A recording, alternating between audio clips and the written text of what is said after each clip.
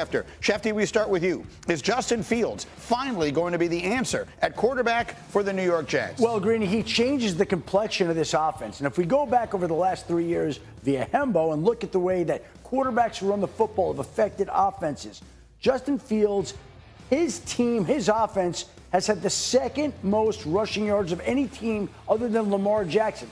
You're looking at the Jets running the football, playing tough defense, and trying to turn around their season behind number 7. I am infinitely more optimistic than most Jet fans I hear from. RC, next up, is this the year Lamar Jackson finally wins that elusive championship?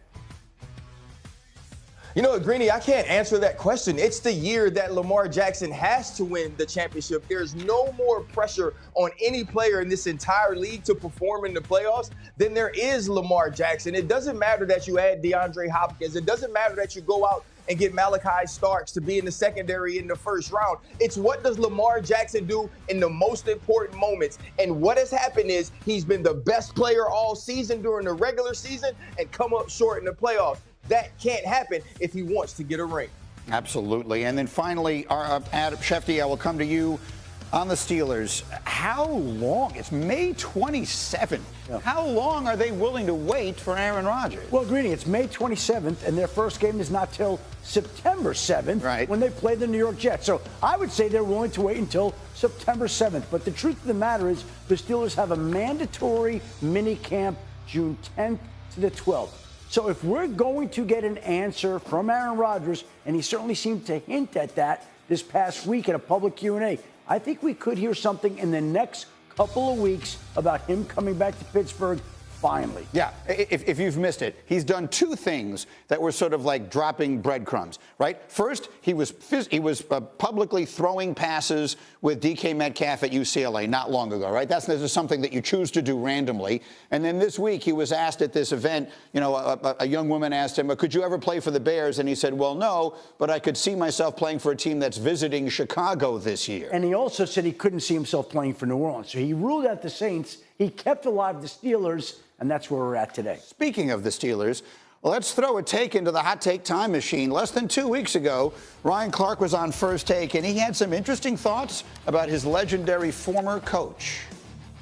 I believe Mike Tomlin should coach in another organization. Mike Tomlin should be a fresh voice somewhere else, because I believe, as great as a coach he is, and he's a first ballot Hall of Famer, I believe his voice has run stale there. I believe he's allowed that team to reach the highest of heights they're going to reach unless they can get a top-tier quarterback.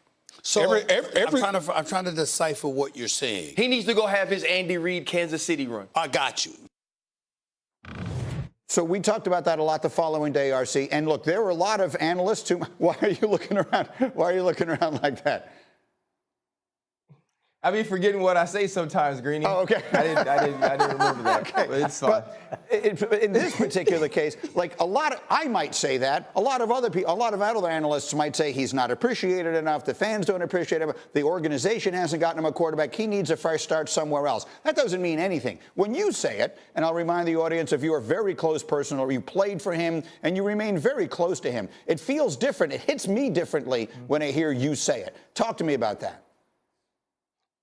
I mean, it hits me differently as well, Greeny. I mean, I think there's the personal piece of it, right? There's the personal piece of having fans continuously comment that he's underachieved and that they want another coach. And the personal part of me that's his friend says, go get one then. And tell me which one that you're going to find is better than him. And the other side of it is that since the last couple of years of Big Ben's tenure as the starting quarterback, this team hasn't been competing for a championship. This team hasn't been championship caliber, and they've continuously tried to find that guy. But think about some of the seasons they've had when you're talking about the regular seasons and then the playoff collapses. The fact that they've been down by 21 points in the last few playoff games. And I know he's a motivator. I know he's great with X's and O's. I know he's the type of coach that puts his experience and wisdom into a locker room. So are they overachieving during the season and underachieving in the playoffs, right? Or are they not figuring out a way to win because they don't have that guy at quarterback? And it seems that this year is going to be the exact same thing.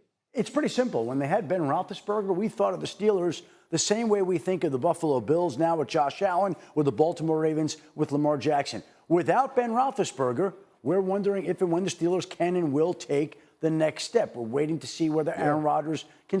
They don't have the quarterback to compete with the big guns in the AFC that do have the quarterback. For years, the Pittsburgh Steelers had that guy. Now, welcome to the reality. Welcome to your world, Greeny, with the New York Jets. Welcome to what it's like when you don't have one of those elite quarterbacks. It is difficult to unseat those top teams. It almost can't be done unless you have a top guy. And the Andy Reid comparison is an interesting one, a guy who had such success in one place. I'll remind everyone, Andy Reid went 4-12 the year that they fired him in Philadelphia. That's obviously not going to happen in Pittsburgh. So he would have to sort of make up his own mind. The other piece of it is, too, super quick, real quick.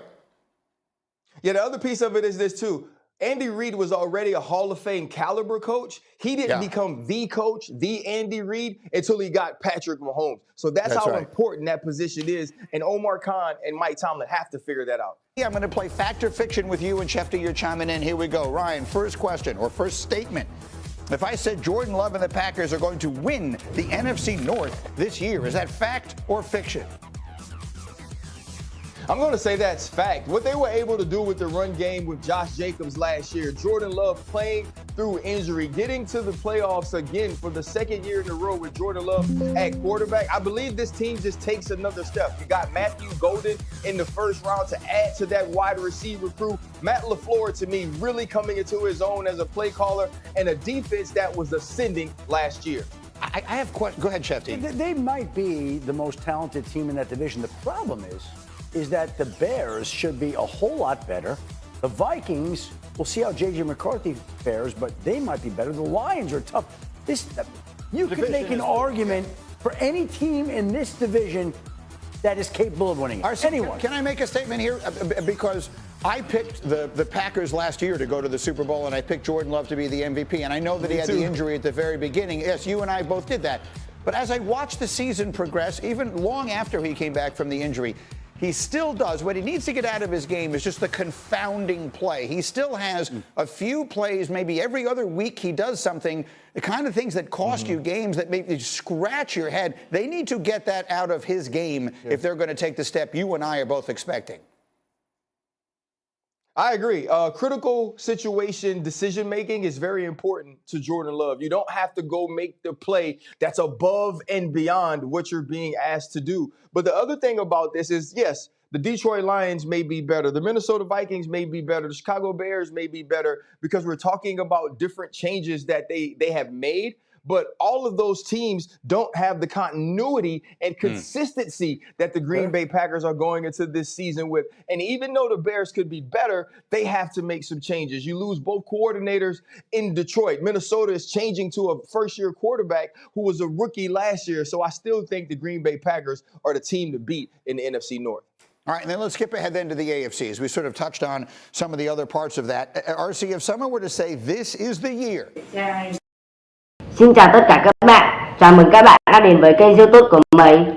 Ngày hôm nay mình sẽ làm một chiếc video là tô bỏ những sản phẩm, hoa quả, con vật, đồ vật, vân vân. Nếu các bạn chưa biết sản phẩm gì đúng không, thì hãy xem hết video và để lại một cái like và một lượt subscribe để mình có thể tiếp tục động lực ra video nhé. Và bây giờ các bạn hãy xem hết video để biết đó là sản phẩm gì nhé. Bây giờ các bạn cùng mình đi tô bò nào. Hôm nào ăn để vui cho nạn nhân này. Giờ các bạn ăn, mình sẽ tô bò lên.